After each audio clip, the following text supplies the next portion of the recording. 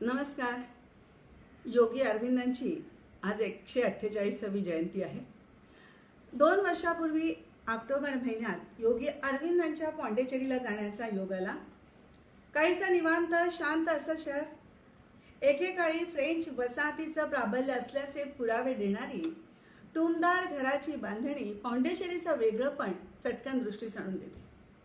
पुराण काळामध्ये ही वेदपुरी म्हणून ओळखली जात होती. विशाल निळासार सागर, एका मागोमाग येणाऱ्या लयबद्ध लाटांचा तो घनगंभीर आवाज नकळत आपल्याला अंतर्मुख होण्यास प्रवृत्त करतो. अथांग पसरलेल्या त्या सागर तटावरची निसर्गाची ती कलाकुसरी पाहत आध्यात्मिक वृत्तीचा माणूस नम्र होतो, नतमस्तक होतो. 10 दिवसाच्या माझ्या तिथल्या वास्तव्यात मी अनेकदा योगी अरविंदांच्या समाधीजवळ ध्यानस्थ जाऊन बसले. आश्रमातील साधकांना भेटले, त्यांच्याशी बोलले, लायब्ररी शोधून काढली, भरपूर पुस्तकं विकत घेतली आणि त्यातूनच योगी अरविंदांचं अलौकिक व्यक्तिमत्व मला उलगडत गेलं. आणि ते जसं माझ्या अल्पबुद्धीला समजलं, जाणवलं, तसंच्या तसं आपल्या पुढे मी प्रस्तुत करण्याचा प्रयत्न करते. तर अनेक क्षेत्रात आपली कामगिरी बजावणाऱ्या या विलक्षण व्यक्तीचं चरित्र सांगायला कुठून बरं सुरुवात करूया. आणि चटकन मला आठवतो तो त्यांच्या जीवनातील आपल्याला काहीसा संभ्रमित करून टाकणारा प्रसंग. माझ्या शरीरातील रक्ताचा एक एक थेंब मी भारत मातेच्या सेवेसाठी समर्पित करीन. एक तडफदार तेजस्वी तरुण मनोभावे शपथ घेत होता आणि भारताच्या स्वातंत्र्यतेच्या कल्पनेनं भारावून गेलेला तो तरुण होता श्री अरविंद घोष. बरं, ही शपथ ते कुठे घेत होते? भारतात नव्हे, तर भारतापेक्षा हजारो मैल लांब असलेल्या लंडनमध्ये. कॅम्ब्रिज येथे भारतीय विद्यार्थ्यांनी गुप्त क्रांतिकारी संघटना स्थापन केली होती. तिचं नाव पण मोठं समर्पक ठेवण्यात आलं होतं, कमल आणि कटार, लोटस अँड डॅगर. भारतीय जनतेला खडबडून जागं करायचं, तरुणांना राष्ट्रीयतेची शिकवण द्यायची, परदेशातून शस्त्रास्त्रे आणून त्याचं प्रशिक्षण द्यायचं आणि अतिशय गुप्तपणे कट रचून इंग्रजांना घालवून लावायचं, अशा ह्या संघटनेच्या योजना होत्या. आणि मातृभूमीच्या प्रेमानं तळमळणारे अरविंद यांनी त्या संघटनेची सदस्यता स्वीकारली. आता ज्या मुलाचा लहानपणापासून भारत आणि भारतीय संस्कृती याच्याशी दुरान्वेही संबंध येणार नाही, असा मुलगा तारुण्याच्या उंबरठ्यावर पाय ठेवताच देशभक्तीचे गुणगान करीत फिरतो. आपल्या क्रांतिकारी भाषणांद्वारे भारतीयांच्या मनात स्वातंत्र्यतेच्या विचारांची ठिणगी पेटवतो. ही घटना भूतकाळात टाकणारी आहे. अरविंदांचे वडील कृष्णधन घोष हे कलकत्त्याचे प्रख्यात डॉक्टर होते. स्वर्णलता देवी यांच्याशी त्यांचा विवाह झाला. सगळं काही व्यवस्थित संसार चालला होता. पण या धडाडीच्या बुद्धिमान डॉक्टरचं काही समाधान होत नव्हतं. परदेशी जाऊन उच्च शिक्षण घेण्याची महत्वाकांक्षा त्याला स्वस्थ बसू देईना. आणि त्याने जेव्हा हा घरात निर्णय सांगितला ना, तर संपूर्ण घर जणू काही धरणीकंप यावा तसं हादरून गेलं.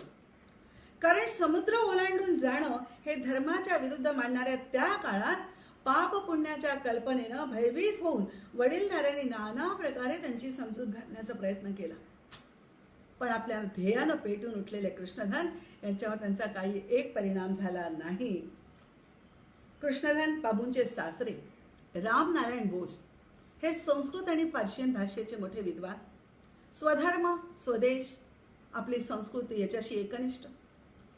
जेव्हा सासरे बुवा जायला निघाले तेव्हा त्यांचं जावई जायला निघालं तेव्हा सासरे बुवांनी त्यांना आशीर्वाद देताना म्हटलं, खूप शिका, मोठे व्हा, पण इंग्रजांच्या मायावी दुनियेत हरवून जाऊ नका. आपला देश, आपला धर्म, आपली संस्कृती, आपल्या चालीरीती ह्याचा विसर पडू देऊ नका. कृष्णधन इंग्लंडला पोचले. स्कॉटलंड येथे अबर्डीन विश्वविद्यालयात त्यांनी प्रवेश घेतला आणि त्यांचं शिक्षण सुरू झालं. आणि लवकरच सासरे बुवांच्या मनात डोकवलेली कुशंका खरी ठरली. कारण इंग्लंडच्या त्या जगमगाटानं ते पुरते मोहित झाले होते, भारावूनच गेले होते. आज सुद्धा भारत सोडून पाश्चिमात्य देशात जाणाऱ्या बऱ्याच जणांची अशी स्थिती होते बरे का. तिथल्या त्या भव्य दिव्य वातावरणामुळे त्यांच्या मनातील न्यूनगंड जागा होतो आणि मग त्या समृद्ध देशापुढे आपलं खुजेपण अधिकच बोचू लागतं आणि मग भारतीय भाषा, भारतीय धर्म, भारतीय संस्कृती, भारतीय चालीरीती सगळं सगळं नावडेल असं होतं. 2 वर्षानंतर जेव्हा MD ची डिग्री घेऊन कृष्णधन भारतात परत आले तेव्हा पूर्णपणे बदलून गेले होते. पाश्चिमात्य देशात तिथल्या लोकांची ती शिस्तप्रियता, टापटीपपणा, सतत उद्योगात राहण्याची वृत्ती, हे सगळी स्तुती सुमनं ते भेटेल त्याच्यासमोर उधळत असत. आणि जितकी जास्त त्या भारतीय माणसाच्या महात्म्याची पारायण ते करत होते ना, तितक्यात भारतीयांच्या बेशिस्तीपणाचे ते काही काटे होते ते त्यांना अधिकच बोचू लागले. आणि आपल्या मुलांवर भारतीयांचे कुठलेच संस्कार होऊच द्यायचे नाही हे त्यांनी ठरवून टाकलं. कृष्णधन बाबूंना एकंदर 4 मुलं 1 मुलगी. आई वडिलांना आपली सगळीच मुलं प्रिय असतात. पण 15 ऑगस्ट 1872 साली जन्मलेला अरविंद हा त्यांचा अधिक लाडका. अरविंद म्हणजे कमळ. कमळ हे पवित्रतेचं, दिव्यतेचं, अलिप्ततेचं प्रतीक. आणि पुढच्या जीवनात हे सगळे गुण अरविंदांच्या आयुष्यातून आपल्याला उमटताना दिसतात. अरविंदांचा जन्म झाला तो दिवस होता गोकुळ अष्टमीचा. आणि काय योगायोग बघा, ज्ञानेश्वर महाराजांचा जन्म सुद्धा गोकुळ अष्टमीचा. दोघेही महान योगी, दोघांनीही गीतेवर ग्रंथ रचले. तर अगदी लहानपणापासून आपल्या असामान्य बुद्धिमत्तेची जाणीव करून देणारा हा मुलगा आपल्या सगळ्या आशा आकांक्षा पूर्ण करणार, हा विश्वास कृष्णधन यांच्या मनात अगदी फार आधीपासून होता. त्यांनी ICS म्हणजे इंडियन सिव्हिल सर्व्हिस हे डिग्री संपादन करून भारतात खूप मोठ्या हुद्द्यावर आरूढ व्हावं आणि भारतीय जनतेची सेवा सुद्धा करावी हा विचार त्यांच्या मनात होता. तर इंग्रजांच्या साम्राज्यामध्ये एका मोठ्या हुद्द्यावर आरूढ झालेला आपला गुणी रुबाबदार मुलाचं ते स्वप्न रंगवण्यात त्यांचे वडील धन्यता मानत होते. आरू 5 वर्षाचा झाल्यावर त्याला दार्जिलिंगला पाठवण्यात आलं, लॉरेंटो कॉन्व्हेंट शाळेत. त्याचे दुसरे भाऊ पण तिथे होते. तर त्या शाळेमध्ये भारतीय भाषा अजिबात बोलली जात नाही, एक देखील भारतीय शिक्षक नाही, असं विचार करून त्या शाळेत प्रवेश देण्यात आला होता. त्याच्यानंतर त्यांच्या मुलांसाठी राहण्यासाठी घर घेतलं होतं. तिथे काही नोकर मंडळी होती, त्यांना देखील भारतीय भाषा येत नाही, फक्त इंग्लिश बोलणारेच हवे, ही अट ठेवण्यात आली होती. लहानग्या अरविंदाला त्या निसर्गरम्य वातावरणानं, हिमालयाच्या त्या हिमशिखरानं मोहित करून टाकलं होतं. आपल्या वयाच्या मुलांपेक्षा तो खूप वेगळा होता. एखाद्या टेकडीवर चढून भोवतालच्या वातावरणाशी तो एकरूप होऊन चिंतनात गळून जा. अरविंद 7 वर्षाचा झाला आणि मग कृष्णधन यांनी आपल्या मुलांची रवानगी लंडनला केली. आता हायर स्टडीजसाठी बरीच मुलं परदेशात जातात, अजूनही जातात, त्या काळी जायची. पण इतक्या लहान वयात, 7 वर्षाचा, इतक्या लहान वयात परदेशी शिक्षणासाठी जाणारा अरविंद हा एकमेव मुलगा असेल. अरविंदच्या दोघा भावांना मँचेस्टर ग्रामर स्कूलमध्ये घालण्यात आलं, पण अरविंदांना अजून शाळेत घातलं नव्हतं. कृष्णधन यांचे एक परिचित होते, मिस्टर ड्रिवेट, यांच्या स्वाधीन त्यांना करण्यात आलं. ड्रिवेट हे लॅटिन भाषेचे पंडित. आता हिंदुस्थानात आलेला हा एक सामान्य छोटासा मुलगा म्हणून त्यांनी त्याला शिकवायला सुरुवात केली आणि लवकरच त्याची असामान्य ग्रहणशक्ती, स्मरणशक्ती, एकाग्रता बघून थक्कच झाले. आता जो अभ्यासक्रम पूर्ण करायला मुलांना काही महिने लागतात, काही वर्ष लागू शकत असतील, तो अभ्यासक्रम ह्या मुलांनी काही दिवसातच पूर्ण केला. याच्या अंगी दैवी गुण असल्याशिवाय शक्य नाही असं त्यांना वाटलं. त्याचं अध्ययन तिथे झालं, पण काही दिवसांनी ड्रिवेट हे लंडन सोडून ते ऑस्ट्रेलियाला गेले आणि मग अरविंदांना लंडनच्या सेंट पॉल शाळेत घालण्यात आलं. त्यांनी शाळेत प्रवेश केल्यानंतरच तिथले जे मुख्य अध्यापक होते डॉक्टर वॉकर यांनी या मुलाची असामान्यता ती ओळखली आणि हा मुलगा मात्र शाळेचं नाव काढणार म्हणून जातीनं त्या मुलाकडे ते लक्ष देऊ लागले. शालेय शिक्षण पूर्ण झालं. शाळेत असताना हा मुलगा लॅटिन आणि ग्रीक भाषेच्या कविता रचू लागला होता शाळेत असताना. त्याच्यानंतर महाविद्यालयात गेले, शिष्यवृत्ती मिळाली आणि महाविद्यालयात आल्यानंतर लॅटिन आणि ग्रीक भाषेच्या सगळ्या कवितांची पारितोषिकं यांनी पटकवली. त्या काळी त्यांनी हॅकुवा नावाचं एक काव्य रचलं होतं. ते इतकं गाजलं की लॉरेन्स विलियम नावाचा एक बडा साहित्यिक होता, त्याने देखील त्या काव्याची दखल घेतली आणि त्याने त्याची स्तुती केली होती. त्यानंतर कॅम्ब्रिज येथील ट्रायपॉस नावाच्या शिक्षणक्रमाचा पहिला भाग त्यांनी उच्च श्रेणीत पास केला आणि मग काव्य, भाषण, वादविवाद सगळं क्षेत्र गाजवून टाकलं. प्रत्येक क्षेत्रात हा मुलगा हुशार अशी ख्याती सर्वत्र पसरली. तसं चहूबाजूने स्तुतीसुमनांचा वर्षाव होत असताना अनेक अडचणींना तोंड द्यावं लागलं या भावंडांना. ती म्हणजे आर्थिक चणचण. आपल्या देशापासून लांब, आपल्या माणसांपासून हजारो मैल दूर, जवळ पैसा नाही, यापेक्षा वाईट परिस्थिती ती कोणची असू शकते. वडिलांकडून खर्चासाठी येणारे पैसे हळूहळू कमी होत गेले, शेवटी पूर्णपणे थांबले. खरं म्हणजे त्यांचे वडील चांगले डॉक्टर होते. मग असं का झालं असावं? कारण ते एक भारतीय डॉक्टर होते. त्यांचा पगार चांगला होता, पैसा चांगला मिळत होता, पण खर्च खूप होता. कारण कोणी गोरगरीब दिसला तर सढळ हातानं त्याला मदत करा, फुकट त्याला औषधं देत. आता भारतीयांचं काही न आवडणारी ही व्यक्ती भारतीय जनतेची सेवा करते, ही गोष्ट परत आपल्याला संभ्रमात टाकते, नाही का? पण इंग्रजांची जीवनशैली बघून प्रभावित झालेला हा माणूस इंग्रजांचे भारतीयांवर होणारे अत्याचार बघून मात्र पेटून उठत आणि मग जोरदार शब्दात तो त्याची टीका करत.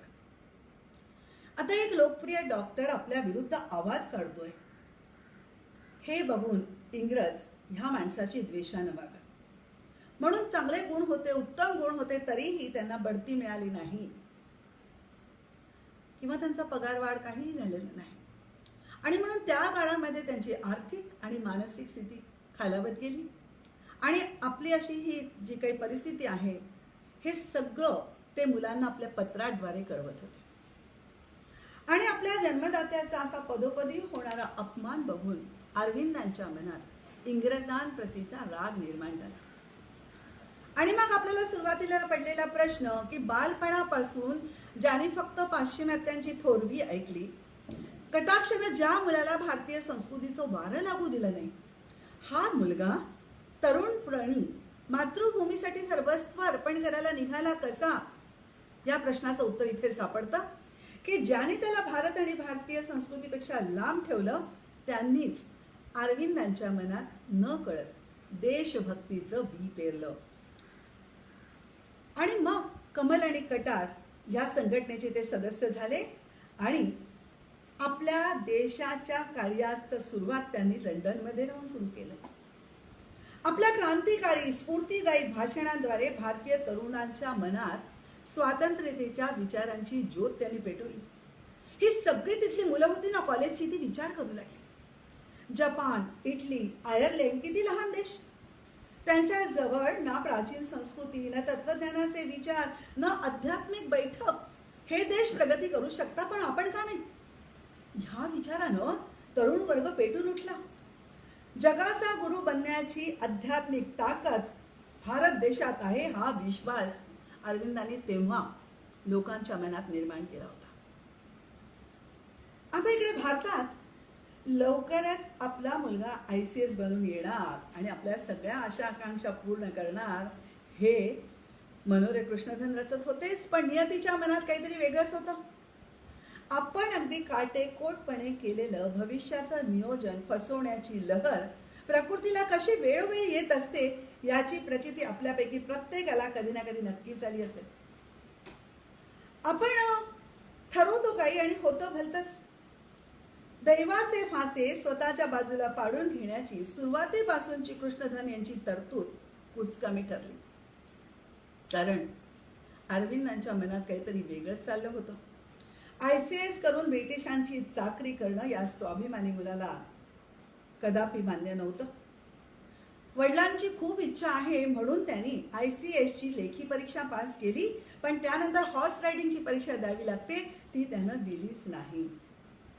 कला साहित्यात रमणारा हा मुलगा ICS सारख्या मानाच्या मोठ्या पदावरती यांनी अगदी सहजपणे पाणी सोडलं आणि परदेशी जाऊन मोठी डिग्री संपादन करून पुढे खोऱ्यानं पैसा ओढणाऱ्या त्या काळापासून आजपर्यंतची ती युवक वर्गाची जी रुळलेली एक वाट आहे ना, ती वाट सोडून या मुलानं वेगळ्या वाटेनं जायचं ठरवलं. पण मग आता पुढे काय? निर्णय पक्का झाला. खरं म्हणजे हा निर्णय घेणं केवढा अवघड होतं विचार करून बघा. अगदी 3-4 वर्ष जरी परदेशात अमेरिकेत जाऊन राहिलेले आम्ही आता भारतात राहू शकत नाही असं हुशारकीनं सांगणारे कितीतरी लोक आपण रोज बघत असतो. आणि ज्याला भारतभूमी कशी आहे याची नुसती आठवण सुद्धा ज्या मुलाला नसेल, तो मुलगा मायदेशी येऊन भारतासाठी आपलं आयुष्य वेचायला तयार होता. निर्णय पक्का झाला. आपण पुढे काय करायचं? पोटापाण्यासाठी काहीतरी उद्योग हवा. त्यावेळी बडोद्याचे महाराज सयाजीराव गायकवाड हे तेव्हा तिकडेच होते लंडनला. तर जेम्स कॉटन नावाचे एक कृष्णधन यांचे स्नेही होते. त्यांनी अरविंदांची गाठ घालून दिली आणि मग महाराजांना माणसाची अचूक पारख होती. त्यांनी अरविंदांचे गुण लगेच हेरले आणि महिना 200 रुपये पगारावर त्यांना राजदरबारी ठेवून घेतलं. आणि एवढ्या कमी पगारात आपल्याला हे एवढं मोठं रत्न गवसलं याचं महाराजांना स्वतःबद्दलच कौतुक वाटत होतं.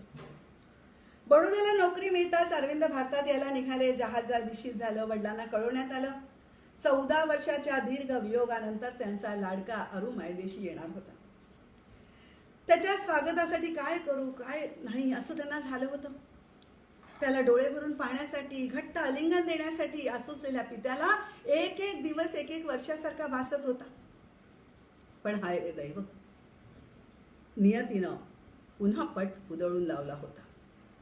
कारण ज्या बोटीनं अरविंद येणार होते ती बोट समुद्रानं गिळंकृत केल्याची बातमी आली.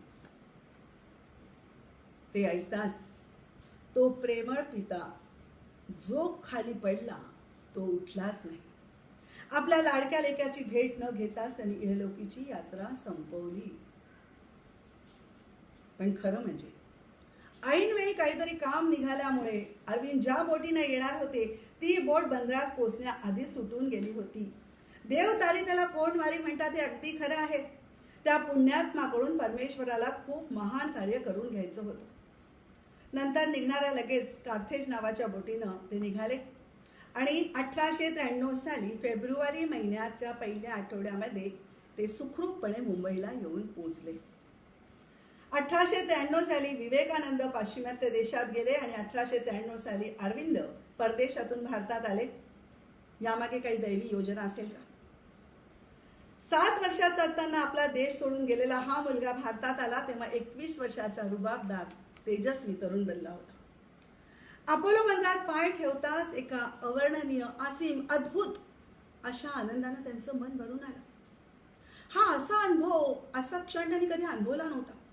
एक परम शांतीनं चारी बाजूनी त्यांना वेढलं. आतून अशा आनंदाच्या उर्मी फुटत होत्या. पण त्याचबरोबर वडिलांच्या मृत्यूची ती दुःखद बातमी कळली. दैव माणसाशी कसा सुखदुःखाचा लपंडाव खेळत असतो नाही. मुंबईत पदार्पण केल्या केल्या लगेचच सुखद आणि दुःखद अशा 2 टोकाच्या मिश्र भावभावनांचा परिणाम त्यांच्या मनावर खोलवर होत गेला आणि पुढच्या प्रदीर्घ आध्यात्मिक जीवनाची सुरुवात इथून झाली असावी. अरविंदांच्या एक लक्षात आलं की आपण विविध परदेशी भाषा शिकलो पण आपल्याला भारताची एकही भाषा येत नाही. लगेच त्यांनी बंगाली, संस्कृत शिकायला सुरुवात केली. पुढे तर ते मराठी, गुजराती सुद्धा शिकले. बडोद्याची नोकरी सुरू झाली. जोरदार वाचन त्याच्याबरोबर सुरू होतं. महाराजांनी वेगवेगळ्या खात्याची जबाबदारी त्यांच्यावर सोपवली. ती त्यांनी सगळी पार पाडली आणि महाराजांनी त्यांना आपलं सचिव नेमलं आणि महाराजांची भाषण अरविंद लिहून दिली. अहो, ती भाषण इतकी उत्तम होती की एका दिवशी महाराज जरा संकोचित म्हणाले सुद्धा की तुम्ही थोडं सोपं नाही का लिहू शकत? हे एवढं अवघड असतं, इतकं सुंदर असतं की कोणाचा विश्वास बसणार नाही ते माझं आहे म्हणून. महाराजांचा विनयशील स्वभाव आपल्याला दिसतो नाही का? दुसऱ्याच्या कर्तृत्वावर स्वतःच्या नावाचा शिक्का ठोकण्याची आजकाल सर्वत्र दिसणारी वृत्ती महाराजांपाशी नव्हती. भाषण सोपं असो की कठीण, त्यातला विचार तुमचा आहे आणि तो विचार प्रभावीरित्या लोकांपर्यंत पोचायला हवा, असं म्हणून महाराजांची समजूत घातली. अरविंदांचा अफाट व्यासंग बघून ते शासकीय नोकरीपेक्षा शिक्षण क्षेत्रासाठी जास्त योग्य आहे असं महाराजांना वाटलं आणि बडोद्याच्या महाविद्यालयामध्ये फ्रेंच साहित्याचे प्राध्यापक म्हणून त्यांना नेमण्यात आलं. आता रोजची रोजीरोटी मिळवण्याच्या या खटपटीमध्ये मातृभूमीसाठी जे काही करायचं आहे त्या विचारांची ती तीव्रता अजिबात कमी झाली नव्हती. आपल्या भाषणांद्वारे, लेखांद्वारे देशात प्रेमाचे धडे ते लोकांना देत होते. भारतात येऊन त्यांना जेमतेम 6 महिने झाले होते, पण तेवढ्या अल्पावधीत सुद्धा भारताच्या तात्कालीन परिस्थितीचा ह्या मुलानं सखोल अभ्यास केला. कॅम्ब्रिजचे त्यांचे जुने मित्र के.जी. देशपांडे हे इंदू प्रकाश ह्याचे संपादक होते. त्यांनी अरविंदांना लेखमाला लिहा अशी विनंती केली आणि न्यू लॅम्प्स फॉर ओल्ड ह्या विषयाच्या शीर्षकाखाली ते लिहायला लागले आणि अरविंदांची धारधार लेखणी लोकांच्या मनावर वार करू लागली. 22 वर्षाच्या तरुणाची ती सूक्ष्म विचारशक्ती, ती तात्कालीन परिस्थितीची जाणीव, राष्ट्रभक्तीची तळमळ, निरपेक्ष निस्वार्थ वृत्ती त्यांच्या प्रत्येक लेखांमधनं प्रगट होत असे. त्यांचे ते जळजळीत क्रांतिकारी विचार ऐकून काही लोक जरा घाबरली, जरा सोमेली जाओ असे सल्ले लोकांनी दिले. पण तेव्हा अरविंद काय म्हणाले? ते म्हणाले की माझी लेखमाला म्हणजे काही राजकारण नव्हे, तर स्वावलंबन, आत्मशक्ती, निष्ठा, सेवा, राष्ट्रनिर्मिती यावर भर दिला आहे. त्यातून उत्तम चरित्रे घडतील, उत्तम समाज निर्माण होईल, उत्तम राष्ट्र बांधणी होईल. इंग्रजांनी शिक्षण क्षेत्रात चालवली ढवळाढवळ माणसाच्या विचारशक्तीला कुंठित करणारी आहे. ती बौद्धिक हत्याच आहे. सामान्य जनजागृती करणं हे माझं पहिलं कर्तव्य आहे. इंग्रजांचा नायनाट झालाच पाहिजे आणि त्यासाठी सर्वस्वाचा त्याग करायला त्याची शपथ मी घेतलेली आहे.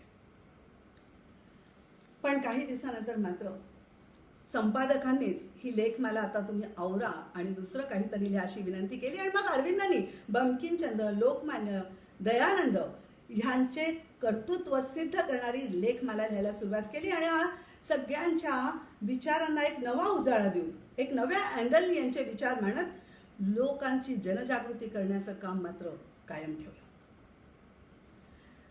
आता कुठलाही हुशार, तरुण, कर्तबगार मुलाकडे उपवर मुलीचे पालक आकृष्ट होतात, तसंच अरविंदांच्या बाबतीत झाला आणि जोशीरच्या भूपालचंद्रांची मृणालिनी नावाच्या मुलीबरोबर त्यांचा विवाह झाला. नव्या नवलाईचे दिवस सरल्यानंतर चाणाक्ष मृणालीला कळलं की आपला नवरा हा काही फक्त महाविद्यालयात नोकरी करणारा एक सामान्य प्राध्यापक नाही. एका श्रीमंत घरात कथा, कादंबरी या विश्वात रमणारी अशी ती मुलगी होती श्रीमंत घरातली. तेव्हा हे सत्य पचवणं अवघड होतं बरं का. पण पूर्वीच्या काळी भारतीय स्त्रियांना पतीशी एकरूप होण्याच्या वृत्तीचे धडे त्यांच्या अजाणत्या वयातच दिले जात असे. त्या काळी लग्नानंतर कसं जुळवून घ्यायचं ह्यासाठी आजच्यासारखी मॅरेज काउन्सिलिंगची आवश्यकता नव्हती. किंवा मॅरेज काउन्सिलिंगचा क्लास लावूनही संसाराच्या परीक्षेत नापास होणाऱ्यांची संख्या आपल्याला आजकाल दर दिवशी वाढतानाच दिसते, नाही का. तर संपूर्ण जीवनच ज्यांचं अलौकिक आहे असं अरविंदांचं वैवाहिक जीवन सुद्धा त्यासाठी अपवाद नव्हतं. एकमेकावर जीवापाड प्रेम करणाऱ्या या दाम्पत्यांचं सहजीवन मात्र फार अल्पकाळ होतं, जेमतेम 3 वर्ष. राजकारण, ईश्वराबद्दलची ओढ यात ते व्यस्त होत गेले. मृणालिनी सासू बरोबर देवघरला राहत असे. त्यांनी एकमेकांना पुष्कळ पत्र लिहिली. त्यातली काहीच पत्र फक्त अवेलेबल आहेत. तर 30 ऑगस्ट 1905 रोजी अरविंदांनी एक पत्र लिहिलं.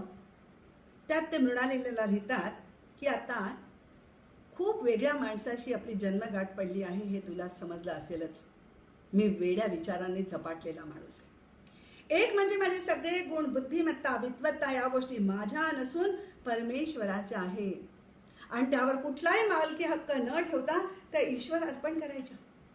ईश्वर अर्पण करायच्या म्हणजे आपल्या सगळ्या शक्ती चांगल्या कार्यासाठी, देश कार्यासाठी, धर्मासाठी, दुःखी पीडित लोकांसाठी खर्च करायच्या. माझं दुसरं वेड म्हणजे मला ईश्वराचं दर्शन घ्यायचं आहे. आपला धर्म सांगतो की प्रत्येकाच्या हृदयात तो आहे. त्याचा अनुभव मला थोडा थोडा अनुभव बालपणापासून येतोय, पण अजूनही काही स्पष्ट होत नाहीये. पण किती कठीण परिस्थिती ओढवली, किती तपश्चर्या करावी लागली, तरी ते मी करणारच आहे. आणि माझं तिसरं वेड म्हणजे मातृभूमीवरचं माझं प्रेम. आपली आई संकटात असताना, बेड्यांमध्ये जखडली गेली असताना मुलांनी काय संसार सुख उपभोगत राहायचं. आपल्या देशाचा उद्धार करण्याची ताकद, शक्ती माझ्यात आहे असं मला वाटतं. शक्ती म्हणजे शारीरिक ताकद नव्हे, तर ही लढाई जी आहे ना, ही मला माझ्या ज्ञानशक्तीनं, बुद्धीनं लढायची. आपलं आयुष्य लहान सहान गोष्टीसाठी खर्च करायचं की काहीतरी उच्च ध्येय ठेवून मनुष्य जन्माचं सार्थक करायचंय, हे तुला ठरवायचंय.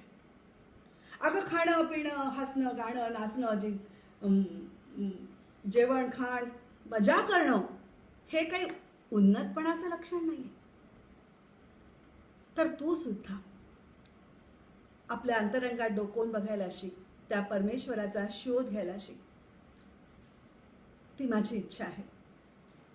असं हे त्यांचं खाजगी पत्र होतं. यावरून त्यांचं राष्ट्राबद्दलचं प्रेम, ईश्वर भक्तीची तळमळ, पत्नीलाही त्याच मार्गाने नेण्यासाठी, तिची आत्मउन्नती घडवण्यासाठीचे प्रयत्न, हे सगळं दिसून येतं. रामकृष्ण परमहंस ह्यांचं चरित्र त्यांच्या वाचनात आलं आणि जीवनाला एक वेगळीच कलाटणी मिळाली. रामकृष्णांचे परमशिष्य विवेकानंद ह्यांनी आपल्या गुरुचा संदेश जगभर पोहोचवला, याचा त्यांना खूप अभिमान वाटला, खूप कौतुक वाटलं.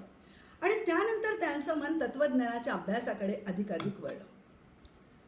वेद, उपनिषद, गीता, रामायण, महाभारत, भागवत असे ग्रंथ त्यांनी पुन्हा पुन्हा वाचले आणि त्या वाचनातून त्यातला सखोल गर्भित अर्थ त्यांना उलगडू लागला.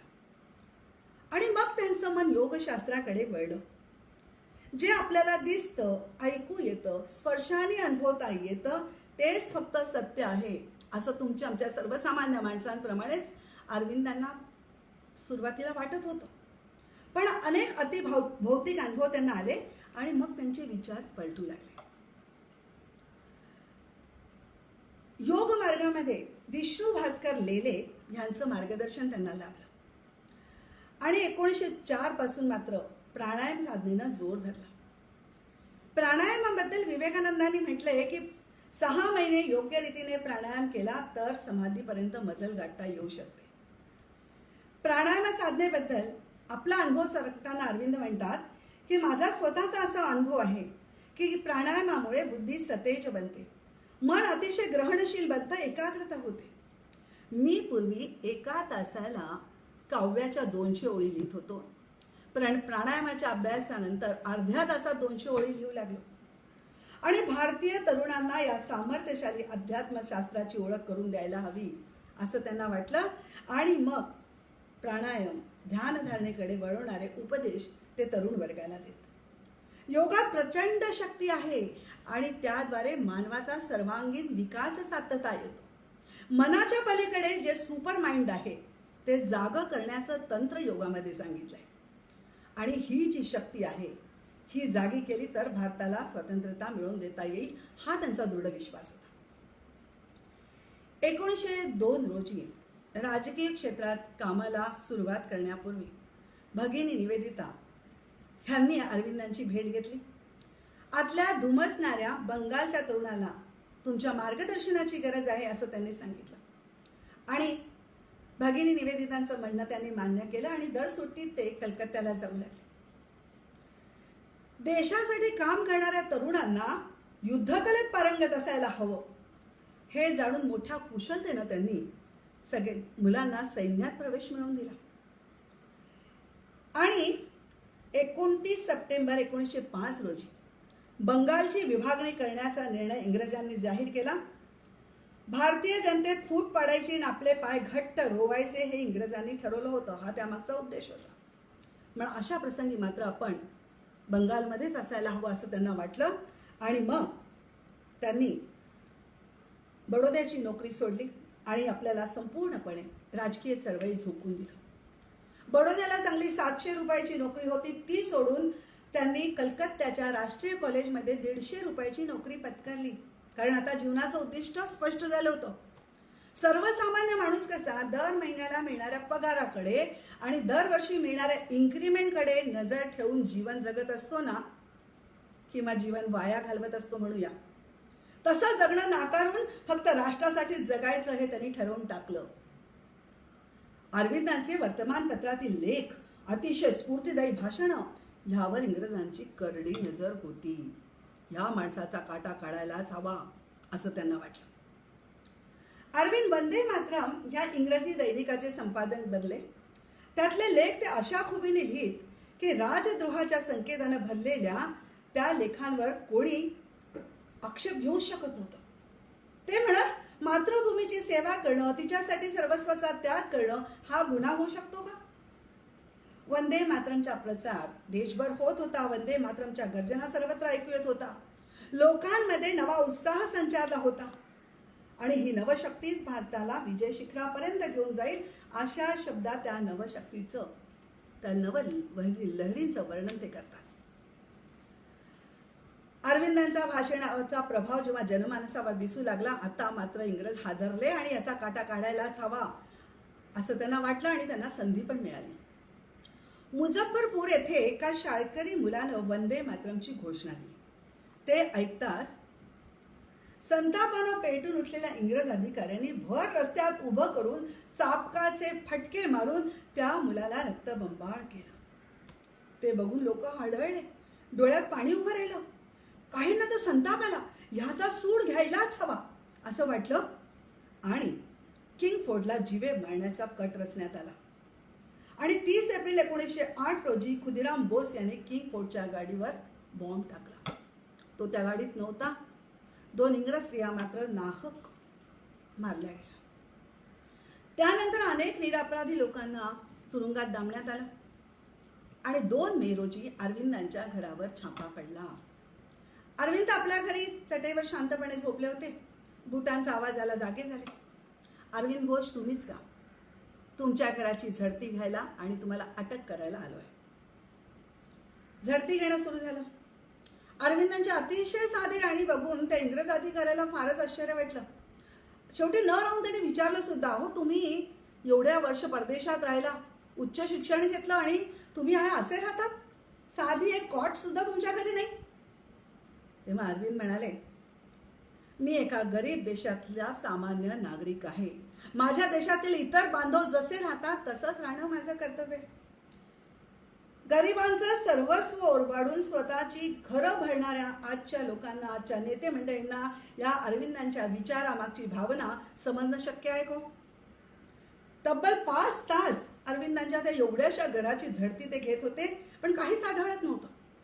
पण एका लहानशा पेटीत काहीतरी भुसभुसीत पदार्थ त्यांना गवसला आणि पुरावा मिळाल्याचा आनंदच गवसला त्यांना. त्या इंग्रज अधिकाऱ्याच्या डोळ्यात आनंद तरळला. त्याने खडसावून विचारलं, काय आहे हे? एखादा स्फोटक पदार्थ आहे का? अरविंदांच्या चेहऱ्यावर मंद स्मित झळकलं आणि ते म्हणाले, होय, तो फारच स्फोटक पदार्थ आहे. अहो, रामकृष्ण नावाच्या कलियुगातील संतानं ज्या ठिकाणी आपलं वास्तव्य केलं त्या दक्षिणेश्वराची पवित्र माती आहे ती.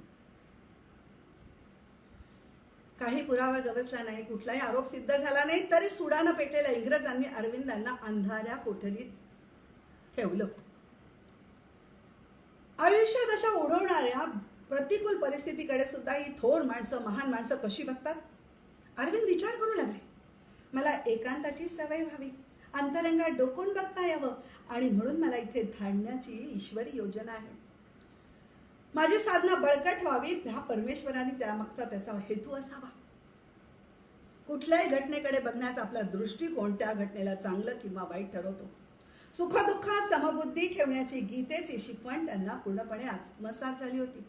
ब्लेसिंग इन डिस्गाइज म्हणतात ना, त्याचा अर्थ इथे स्पष्ट होताना दिसतो. तुरुंगात दुसरं काही काम नसल्यामुळे ध्यानधारणा, योग साधना जोरात सुरू झाली. कारागृहाची ती एवढीशी खोली त्यांची तपोभूमी बनली. काही दिवसात त्यांना मोकळ्या हवेत जायची परवानगी मिळाली. उपनिषदातलं महावाक्य, एखादा श्लोक मनात घोळवत घोळवत ते तासन तास चालत असत.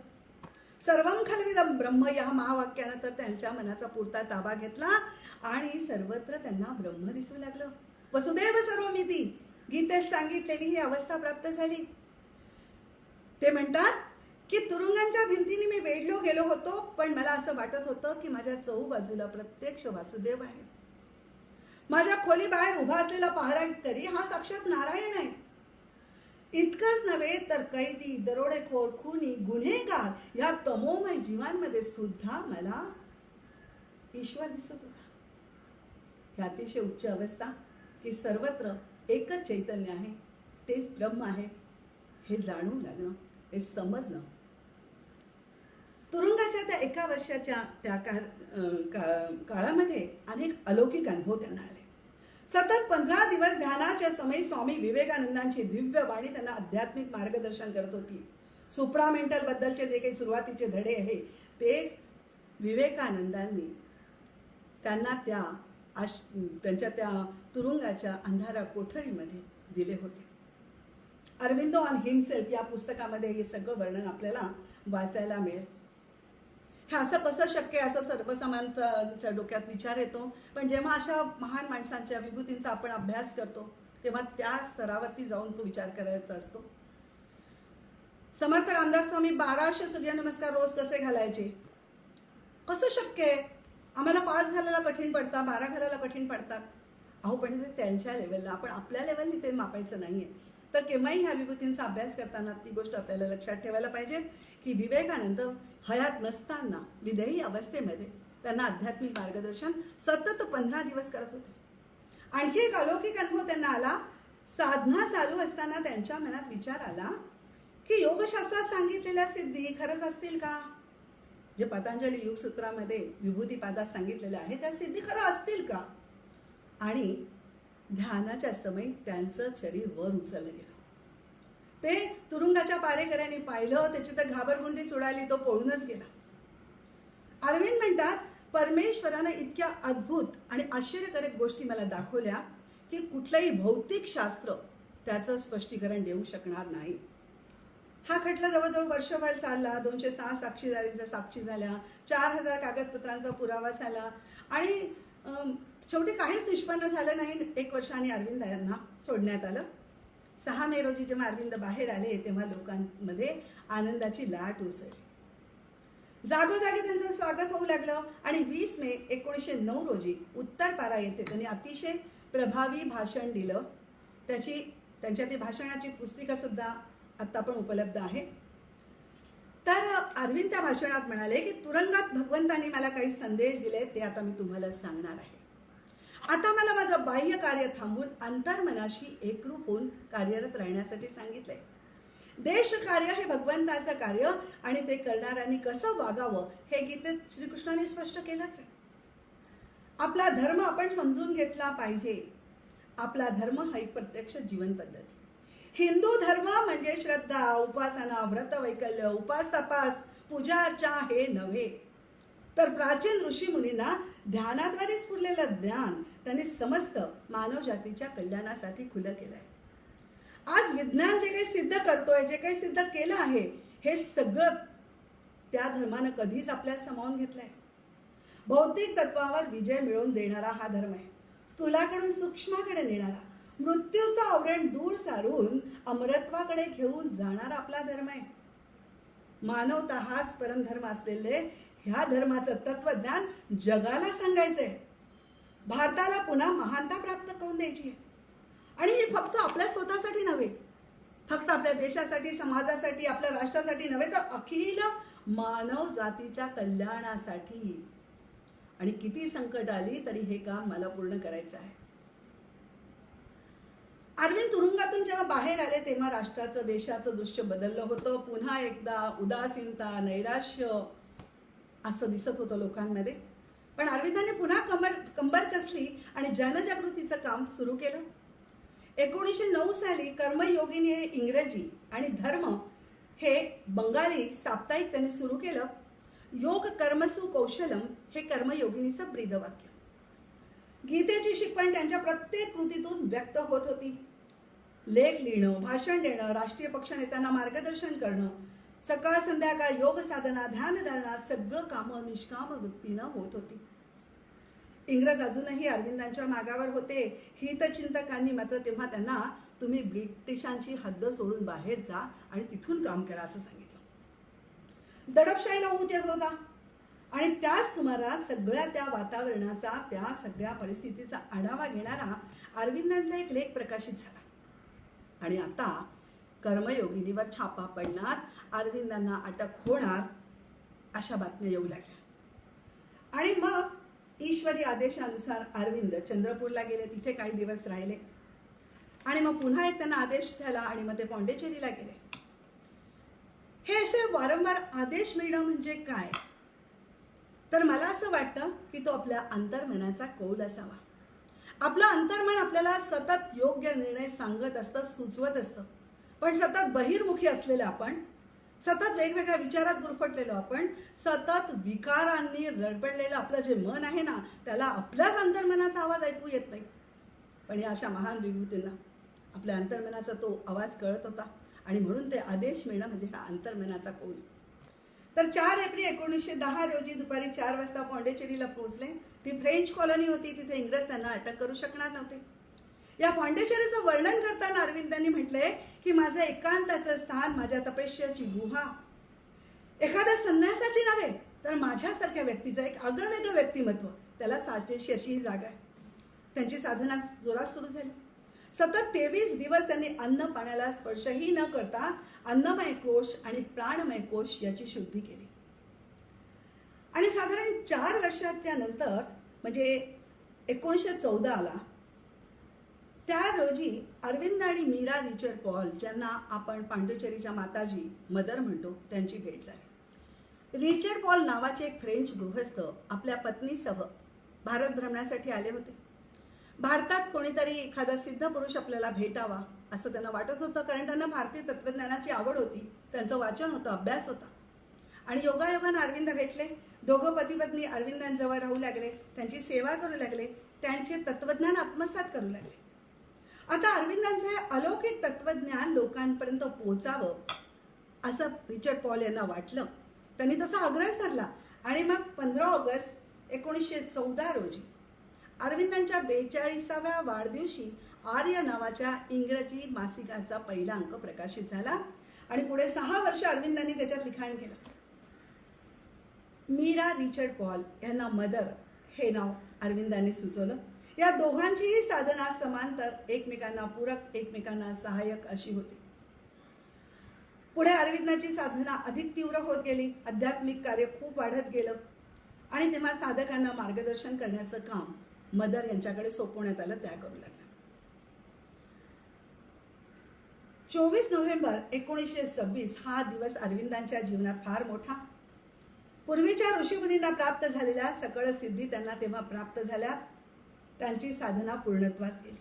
मनबुद्धीच्या पलीकडे असलेलं ज्ञान प्राप्त झालं. त्या दिवसाला मदर विजय दिन म्हणतात. अरविंदांच्या साधनेचा महत्त्वाचा टप्पा. त्या दिवसापासून मात्र अरविंद पूर्णपणे एकांतात गेले आणि त्याच काळात आश्रमाची स्थापना झाली. सुरुवातीपासूनची सगळी जबाबदारी मदर यांनी स्वीकारली.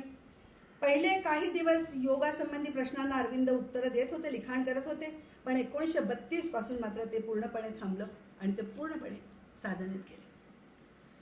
तर अरविंदांनी पूर्ण योग, इंटेग्रल योग हा सांगितला. पूर्णत्वाचे पर्यंत पोहोचण्याची ओढ प्रत्येक जीवाच्या अंतरंगी असते. कळत न कळत त्याच्याकडे वाटचाल सुरू असते. मग त्या वाटचालीला गती देण्याचं काम पूर्ण योगात करता येतं असे अरविंदांनी सांगितलं. भारत हे अनेक योग मार्गाचं उगमस्थान आहे. ज्ञान, कर्म, जप, तप, ज्ञान, नाद, विविध योग, हे सगळे मार्ग चांगले आहेत, पण त्या प्रत्येक मार्गामध्ये काही उणीवा जाणवल्या अरविंदांना. तर त्यातला काही उपयुक्त भाग त्यांनी स्वीकारला आणि ज्या काही कमतरता जाणवल्या त्या त्यांनी दूर केल्या. पूर्ण योगाचं उद्दिष्ट हे माणसाचा सर्वांगीण विकास घडवणं हे आहे.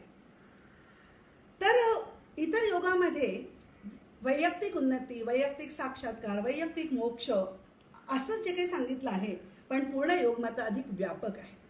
एकटा दुखता माणूस कधीच सुखी होऊ शकत नाही, पूर्णपणे तो सुखी होऊ शकणार नाही. ह्या गोष्टीचा प्रत्यय आपल्याला रोजच्या जीवनात येतो. विवेकानंद केंद्राच्या व्हाईस प्रेसिडेंट भगिनी त्या निवेदिता भिडे यांचं परवाचं मी भाषण एक ऐकलं. त्यात त्या म्हणाल्या की एकट्यानंच प्रगती साधणं म्हणजे समाजाला होणारा कॅन्सर आहे. आपल्या शरीराच्या या विश्वामध्ये एखादीच पेशी ठरवते मीच प्रगती करणार, मीच वाढणार. त्याचा परिणाम काय होतो? इतर पेशींनाही मारून टाकते. तेव्हा वैयक्तिक उन्नती नव्हे तर संपूर्ण मानव जातीची उन्नती झाली पाहिजे. इतकंच नव्हे तर थेट पार्थिवापर्यंत सारा पृथ्वीचा उद्धार. जड द्रव्य हे सुद्धा पूर्णपणे चैतन्यहीन नाही, तर जाणीवेचा तो सुद्धा एक प्रकार आहे. त्या जाणीव जास्त विकसित झालेली नाही, ती अजून निद्रित अवस्थेत आहे, पण तोही जाणीवेचा एक प्रकार आहे. पूर्वीच्या योगामध्ये मनावर अधिक भर दिला आहे. पतंजली योगसूत्र हे पूर्णपणे मनाचं शास्त्र आहे. पतंजली योगसूत्रामध्ये एक देखील आसन नाही. तर पूर्वीच्या योगामध्ये मनावर भर दिल्यामुळे देहाकडे दुर्लक्ष करा, देहबुद्धीचा त्याग करा असं वारंवार सांगितलं जायचं आणि त्याच मार्गानं अनेक जायचे. गौतम बुद्धांनी पण जेव्हा गृहत्याग करून साधना केली तेव्हा सुरुवातीला आपलं शरीर खूप शरीराला कष्ट दिले, अगदी अस्थिपंजर त्यांचा राहून गेला आणि मग सुजातानी त्यांना उपदेश दिला, त्यांना खायला खीर दिली. ते सगळ्या गोष्ट आपल्याला माहिती आहे. तर त्यांचं म्हणणं आहे की ज्या शरीराने या संसारात वावरायचं आहे तो संसारच असत्य आहे असं सुद्धा सांगण्यात आलं होतं. ब्रह्मसत्य जगन्मिथ्या हा सिद्धांत अरविंदांना मान्य नव्हता. आत्मा हा त्यांना देहासकट, परमेश्वर जर असेल तो जर जगासकट तसा त्यांना अपेक्षित आहे. तेव्हा कुठली गोष्ट सोडू नका, नाकारू नका, त्याग करू नका, पण जीवनात जे जे कराल तेच जे जे कराल त्या सगळ्या गोष्टी उत्तम प्रकारे करा. त्याच्यातनं आध्यात्मिक उन्नती साधता येईल, त्याच्यातनंच तुमचा उद्धार होईल. जीवनामध्ये जे काही आहे, सौंदर्य आहे, आपला व्यवसाय आहे, उद्योगधंदे आहे, कला आहे, साहित्य आहे, काही असू द्या, सगळं आध्यात्मिक जीवन समृद्ध करण्यासाठी पोषकच आहे.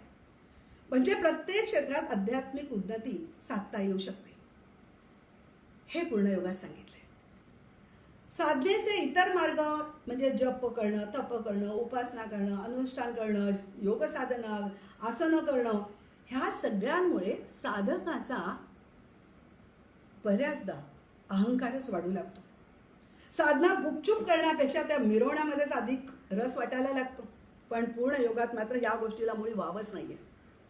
कारण इतर कुठल्याही साधने आपले प्रयत्न असतात, पण पूर्ण योगात आपलं पूर्णपणे समर्पण असतं आणि जी काही प्रगती व्हायची आहे ती त्या ईश शक्तीवरती सोपवलेली असते. म्हणजे पूर्ण योगात 3 मुद्दे सांगितले. आत्मसमर्पण, त्या परमसत्तेसाठी सर्वस्व अर्पण, साक्षी भाव, जे काही होत आहे, जी ईश शक्ती माझ्यासाठी जे करते तिला फक्त साक्षी भावानं बघणं आणि प्रत्येकामध्ये परमेश्वर आहे, ते चैतन्य सर्वत्र आहे हे बघता येणं. तर पूर्ण योगात प्राण मनासाठीच नव्हे तर देहासाठी सुद्धा साधना सांगितली आहे. मदर यांनी म्हटलेलं आहे की ईश्वराचा आविष्कार मनात ज्ञानाच्या रूपाने प्रगटतो, प्राणामध्ये, प्राणिक भागामध्ये तो सामर्थ्याच्या रूपात प्रगटतो आणि शरीर याच्यात शरीराची सुदृढता, निरोगत्वा, सुंदरता याच्याने तो प्रगटत असतो. तर दैवी शक्ती जर शरीर तुमचं व्यवस्थित असेल, देह नीट असेल तर त्याच्यातनं सहजपणे वाहू शकतो. तर अरविंदांचं पूर्ण योगाचं उद्दिष्ट समाधी कधीच नव्हतं, तर संपूर्ण मानव जातीचं अतिमानवी स्वभावात, दैवी स्वभावात परिवर्तन करणं. डार्विनचा उत्क्रांतीचा सिद्धांत आम्हाला माहिती आहे आणि त्यांनी शरीर क्रमविकास सांगितलेला आहे, पण खरा क्रमविकास हा विचारांचा असतो. आध्यात्मिक क्षेत्रामध्ये उत्क्रांत तत्वाचं विश्लेषण अरविंदांनी अतिशय छान केलंय. त्यांचं म्हणणं आहे की सृष्टीपुढे एक निश्चित ध्येय आहे आणि तिची त्या ध्येयाच्या दिशेने वाटचाल सुरू असते.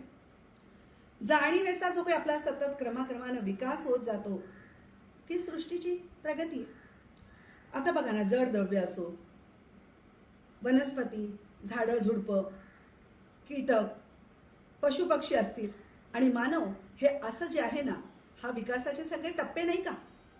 सगळे टप्पे एकमेकाशी संबंधित आहे, एकमेकाशी कनेक्टेड आहे. पण या सगळ्यांच्या मुळाशी जे आहे ते मात्र एकच तत्व आहे, एकच जाणीव आहे. उत्क्रांतीच्या प्रवाहातील एक टप्पा, एक पायरी मानव आहे, पण ती शेवटची नव्हे. मानवी स्वभावाचं दैवी स्वभावात परिवर्तन व्हायचं आहे, हे पूर्ण योगाचं उद्दिष्ट. अनेक जन्म संसिद्धो ततो याती पराम गती. मग त्यासाठी अनेक जन्माची साधना लागते, अनेक जन्माची तपश्चर्या, अनेक जन्माचे तप करावं लागतं. जसजशी साधना प्रगती होत जाईल तसतशी आपली जाणीव अधिक अधिक तीव्र, अधिक अधिक सूक्ष्म तरावर होत जाईल.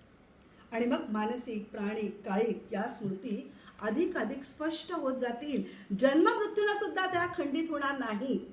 त्या जाणीवेच्या, सूक्ष्म जाणीवेच्या ज्या काही ती जाणीव आहे त्याच्या स्मृती आपल्या जन्ममृत्यूला सुद्धा खंडित होणार नाही. आणि अमरत्व म्हणजे काय कळून येईल. आणि मग त्यामुळे काय होईल की थोड्या जन्मामध्ये मनुष्य जास्त प्रगती करू शकेल, असं अरविंदांनी त्यात सांगितलंय.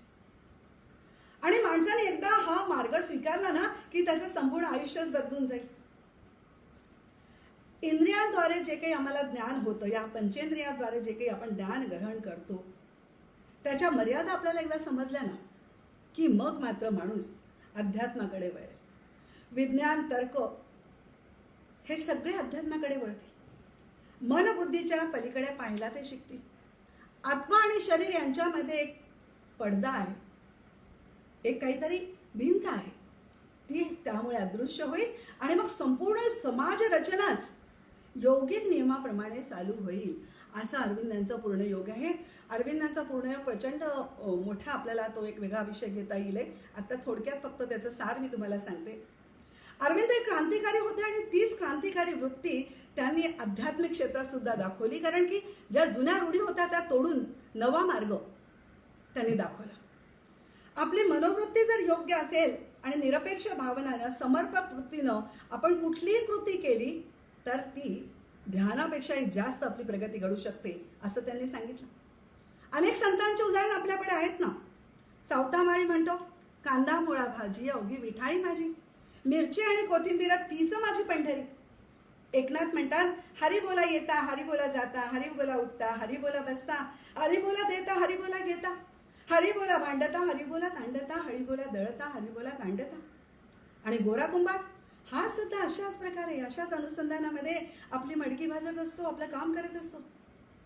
तेव्हा आपलं काम ईश्वर अर्पण बुद्धीनं करणं, त्याच्याशी तादात्म्य स्थापन करणं, हे पूर्ण योगात शिकवलं जातं. कार्यमग्नता, ईश्वराशी एकात्म स्थापना.